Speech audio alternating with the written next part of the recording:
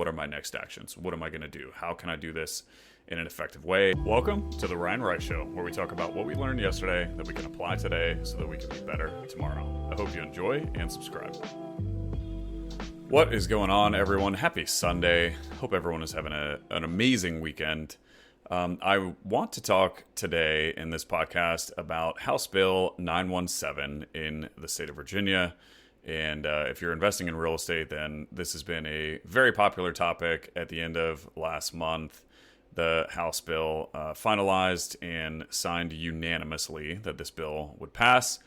And so if you wholesale real estate or invest in real estate, then this podcast is for you. And we may get a little bit more tactical just specifically around wholesaling. So first, I want to go into what is the bill that was signed, and we'll kind of define what it says. We'll talk about what it used to say, what it now says, what are the timelines, and then I think what can we do with the information that we currently have and what lessons can we take out of this. So let's get right into it. So like I said, the House and the Senate have voted unanimously. There's not a single no vote in this bill to amend the definition of a real estate broker. And this amendment now includes assignment fee language. And here is specifically what the bill says.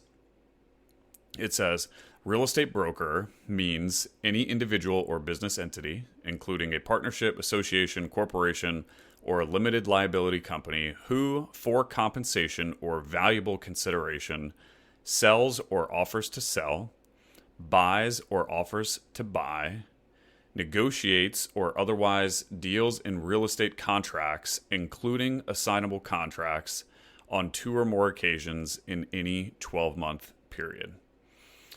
Here is the previous language of the bill. So what I just read is the new language of the bill that was just passed unanimously. The previous language of the bill had some other more lengthy definitions of a real estate broker, but specifically applicable to this, the previous language read, sells or offers for sale, buys or offers to buy, or negotiates the purchase or sale or exchange of real estate. And so notice the subtle differences in the amendment include the phrase negotiates or otherwise deals in real estate contracts, including assignable contracts on 2 or more occasions in any 12-month period.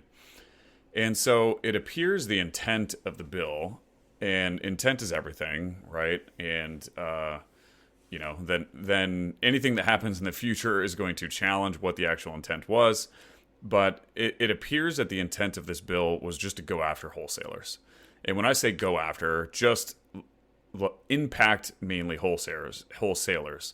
There are some investors in the community who think that this might apply to flippers as well. Because, it says for compensation or valuable consideration, buys or offers to buy or negotiates or otherwise deals in real estate contracts on 2 or more occasions on any 12-month period. There are some real estate investors who are interpreting that to mean that even if you're buying it for yourself and then flipping it, that the law could be impacting that because, could it be defined as, quote, valuable consideration? Maybe. Just note, in my conversations with the attorneys that I'm close with and the brokers that I'm close with, they don't think that is the intention here. It does seem that the intention is specifically to go after assignments, assignable contracts, negotiating, dealing with contracts, in other words, very much targeting wholesalers. So, what are the timelines currently, or what are we looking at? So the House and the Senate have unanimously passed this bill. For those that aren't familiar with how new laws work, there's a current General Assembly legislative session in the state of Virginia. It is currently in session. That session ends on March 9th. And then any new legislation is presented to the governor, and the governor must take action on that legislation by April 8th. And there are three options the governor can take. The governor can sign it into law. The governor can send it back to the House and the Senate with whatever suggestions the governor has, and then the governor can veto it. And then from a timeline standpoint, the session is then going to reconvene on April 17th, and any new legislation that is signed into law is going to be effective Monday, July 1st. And so for real estate investors, if the governor signs this into law, when this new law could be enforced is going to be as soon as Monday, July 1st. Enforcing this law is an entirely different conversation in and of itself. It is likely going to be up to the real estate board to enforce it, and there's a lack of clarity on exactly how that is going to happen and what all that is going to look like, and it might be up to each individual MLS. However, we'll kind of see what that looks like as it comes. But for now, so that you know, that's kind of what the timeline is. And as far as like the political atmosphere, it would seem very unlikely for a bill to pass unanimously and be sent to the Virginia governor, just because the governor is going to have influence over the House and the Senate, and the House and the Senate are going to have influence over the governor. And if the governor were to veto a law like that after the House and Senate backed it unanimously and with a bipartisan vote, regardless of which way the governor is leaning, all signs would seem to indicate that the governor is likely going to sign it. And so as a real estate investor, I'm pretty much preparing for the fact that the governor is going to sign it into law. And on July 1st, these laws can be enforced. So that is the law that has been signed. Those are the timelines. How am I thinking about this? So first, here are kind of my general thoughts. I think that this is overwhelmingly positive. And why do I think it's positive? Because I do think that there's a lot of people that wholesale real estate the wrong way. And I've actually talked about this on previous podcast episodes. So if you want to go listen to that, before I didn't even know this law was being voted on. But I've talked about how some wholesalers just go about the practice of wholesaling completely the wrong way. And you've heard me talk on this podcast before that the best wholesalers are truly in service to their sellers. And why I think this is positive is because the wholesalers that are truly in service to their sellers, nothing is really going to change except for the fact that maybe they need to get a real estate license. And I've talked to a lot of investors, what investors are going to do or not do. You know, a lot of people are kind of in the middle of figuring that out. But for me personally, I think it's overwhelmingly positive just because I do think it's going to weed out a lot of people that treat sellers the wrong way, that try to take advantage of them, that are not having the right conversations, that are in service to their assignment fee versus in service to the seller. And in my mind, this just is going to give me a competitive advantage because I have operated in a fashion that I believe to be in service to the seller the entire time. And my conversations probably have looked pretty similar as they will look in the future, except in the future, if I were to get my real estate license, I need to disclose that I'm licensed, and there's probably some other disclosures that I'll have to talk to about my sellers. But that's why I think it's overwhelmingly positive, is because it's going to force people who are wholesaling real estate. It's going to make it a little bit more difficult first. And in the state of Virginia, you need to go through 60 hours of course training in order to get licensed, and then you could take your test. And it's just, you know, for some wholesalers, like if I'm a wholesaler that I just want to pick up the phone and try to wholesale real estate, and it's another step that makes it more difficult to do that.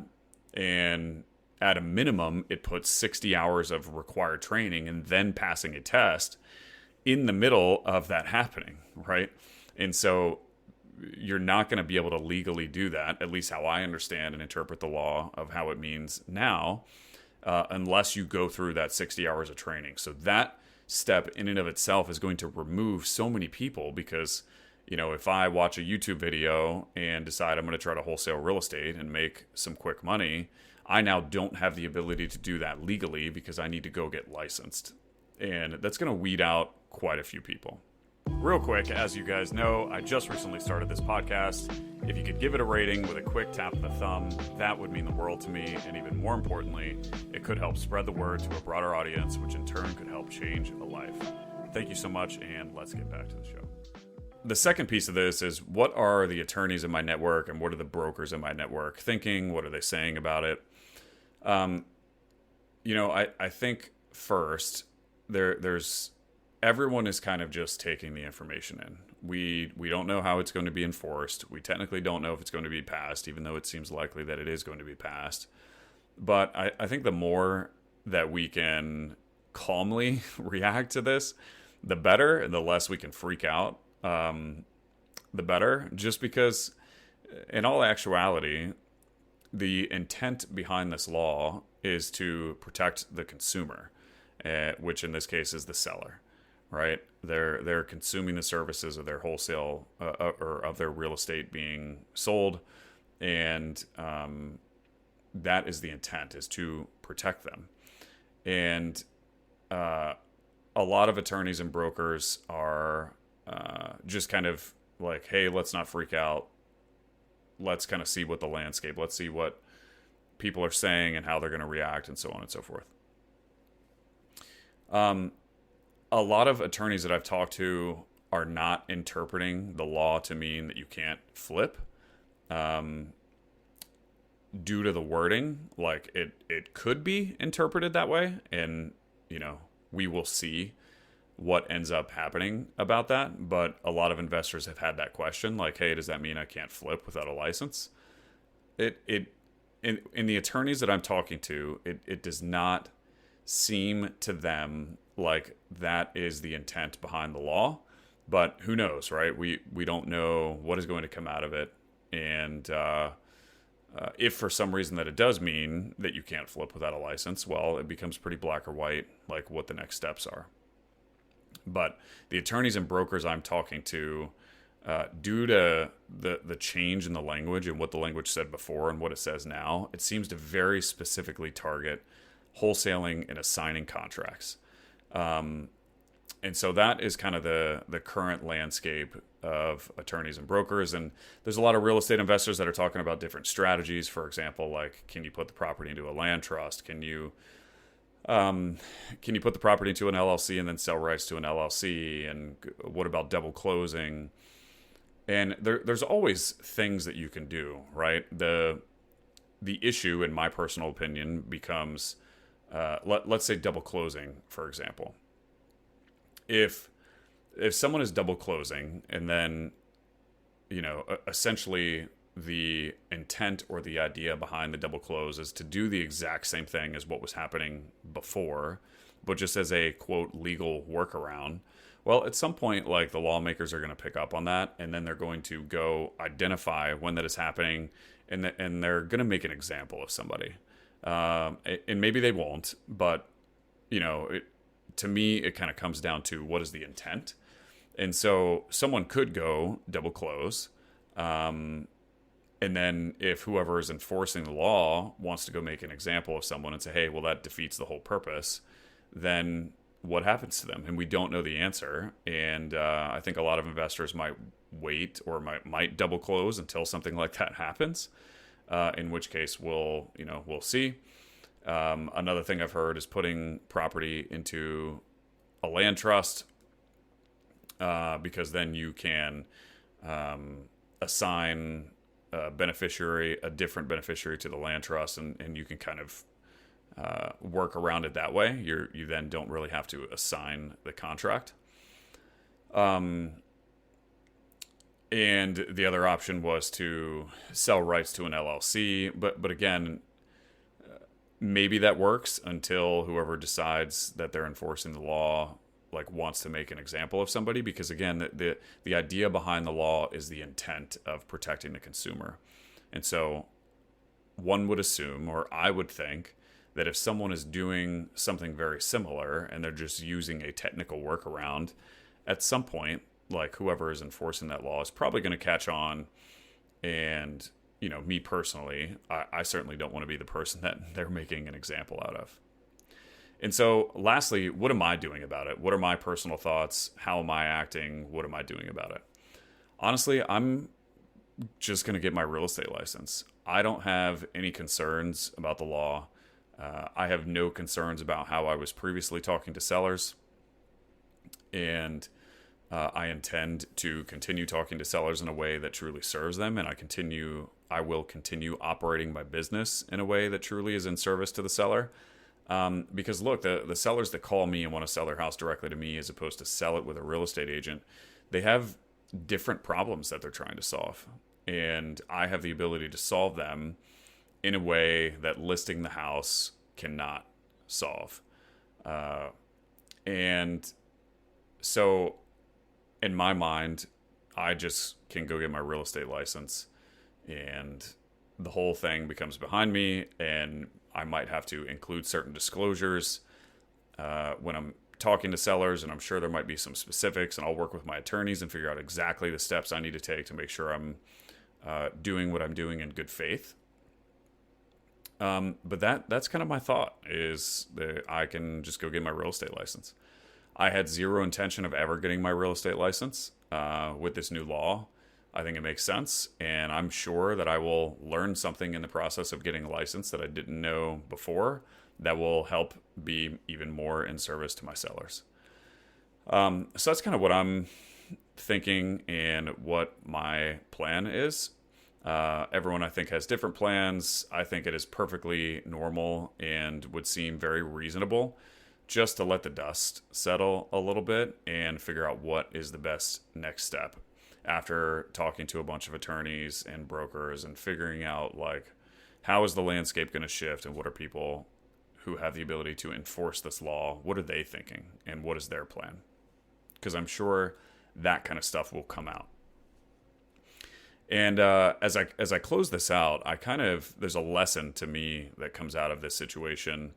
And that lesson is that life brings us whatever life brings us, right? I think back to COVID, for example. COVID happened, and think about all of the small businesses that were impacted drastically by COVID. I think specifically of like the fitness industry or even the restaurant industry. Think about how those businesses were impacted with COVID. And I think there were two types of people when COVID happened that were business owners. There are two types of business owners. One was they complained about everything, and they shifted all of their attention and all of their effort to complaining about how much it sucked and to, whatever resisting options were out there. And that's where their focus and their attention was. And then there were business owners that shifted 100% of their focus and attention. Okay, this is the hand I'm dealt. How am I going to play this hand, and what can I do now? And those were the business owners, like restaurant owners, for example, that I saw setting up tents outside and like delivering food and doing takeout delivery, or the fitness business owners who I saw doing at-home consulting or started a virtual coaching program. And I think this is a situation where we have two options as real estate investors. We can complain, we can, focus all of our attention on how much it sucks, and, why is this happening in Virginia? It's not happening in other states, which it has happened in a couple other states, and it wouldn't surprise me, by the way, if this happens in eventually all 50 states. But I think that is one option on how some real estate investors are reacting. And then I think the other is like, hey, look, this is the hand that we're dealt. The intent behind it is to protect the consumer. That, I think we can all agree, is probably a good thing. And what am I going to do about it, right? So here's the hand I'm dealt. What actions can I take to still operate my business in the best fashion and to do it in the best way that I possibly know how? And I think the real estate investors who are thinking like that and just thinking about, okay, what are my next actions? What am I going to do? How can I do this in an effective way? How can I make sure that I'm in service to my sellers? How can I operate in a way that is the consumer is protected, and at the same time, I can still run my business effectively. And I think that's kind of an important lesson. And so these things happen. I think we have two ways to react. One is to focus on complaining, and the other is to focus on what we're going to do. And I'm just choosing to focus on what I'm going to do, how I'm going to operate my business.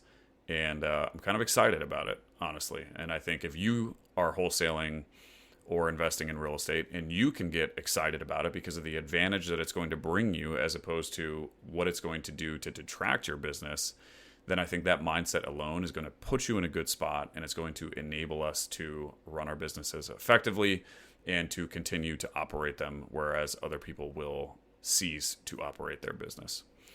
So that's all I got for today. I hope that was helpful. Hope you guys got some value out of that. I wanted to talk about this because it was all the rage in the investing community, and I got a bunch of text messages on it, and I got a bunch of questions on it. So I just wanted to make this quick podcast. But thank you guys so much for listening. Hope you got some value out of that. I love you guys, and until the next one, I'll see you. Peace.